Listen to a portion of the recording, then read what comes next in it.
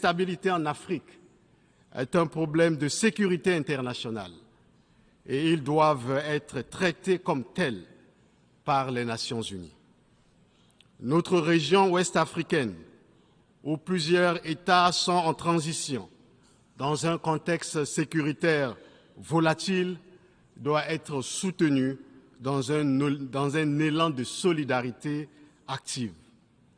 Nous devons investir plus dans la paix que nous n'investissons dans la guerre. Si les protagonistes des différents conflits dans le monde nous écoutent, je voudrais leur dire que la guerre est une négation de la dignité de la personne humaine.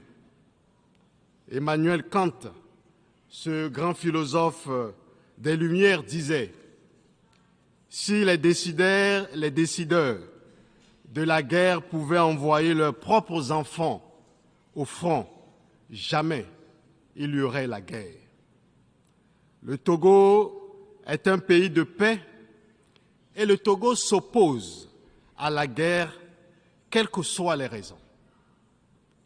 Depuis notre indépendance, le 27 avril 1960, jamais le Togo a fait la guerre à ses voisins.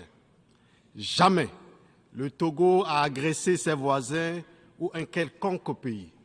Jamais le Togo a servi de base arrière pour une quelconque agression contre un pays frère. Le Togo est un pays de paix. La paix est dans l'ADN du peuple togolais. Le Togo a toujours été un pays de médiation qui favorise le dialogue, la négociation et l'entente entre les peuples et les gouvernements. Le 6 janvier de cette année, 49 soldats ivoiriens ont été libérés grâce à la médiation du président de la République togolaise, le président Faure Gnassingbé Gnassingbé, mettant fin à la tension entre les gouvernements de Côte d'Ivoire et du Mali. Le Togo a accueilli sur sa terre les différents pourparlers de paix. Et nous pouvons les citer. Nous avions le Tchad dans les années 1982, la Sierra Leone en 1991, le Libéria en guerre en 1991, la Côte d'Ivoire dans les années 2000, etc., etc.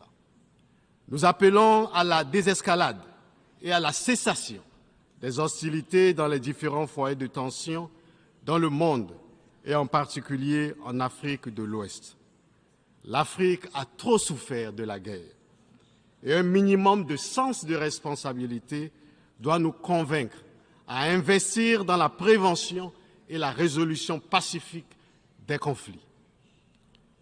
La mauvaise chose de la guerre, dit notre auteur Emmanuel Kant, c'est qu'elle fait plus de méchants qu'elle n'en peut emporter. Les ingérences extérieures sont conflictogènes et facteurs de crise en Afrique. Elles complexifient généralement la recherche de solutions à nos crises et fragilisent les initiatives des solutions africaines aux crises africaines. Elles ne sont plus les bienvenues dans une Afrique qui a conscience de ses problèmes de paix, de sécurité et de développement. L'Afrique ne veut plus des ingérences extérieures. L'Afrique veut rester elle-même et maître de son destin. Monsieur le Président, Mesdames et Messieurs, sur le continent africain, depuis quelques mois, le Soudan, pays frère, est affecté par un conflit armé qui suscite beaucoup d'inquiétudes. Conscient de l'importance de la paix et de la sécurité pour un développement durable et inclusif, le Togo, qui en a fait des axes principaux de sa politique de développement, a abrité, sous l'égide du président de la République, le président Faure Gnassingbé, en juillet 2023 à Lomé, un dialogue consultatif et de concertation entre les leaders politiques et militaires du Darfour en vue d'apporter sa contribution à la résolution de la crise ou du conflit soudanais. Ces consultations ont permis d'obtenir un compromis pour mettre fin aux violences et créer un couloir humanitaire, afin de parvenir à une pleine exécution des engagements pris à Lomé pour ainsi soulager la souffrance des populations civiles. Nous exhortons les parties soudanaises au conflit à privilégier la voie du dialogue et la concertation pour un règlement rapide des différends dans l'intérêt supérieur du Soudan. Nous avons l'espoir que la démarche togolaise, qui vient en appui à d'autres initiatives, contribuera à mettre un terme à ce conflit qui, curieusement, ne bénéficie pas de l'attention dont elle devrait faire l'objet de la part de la communauté internationale.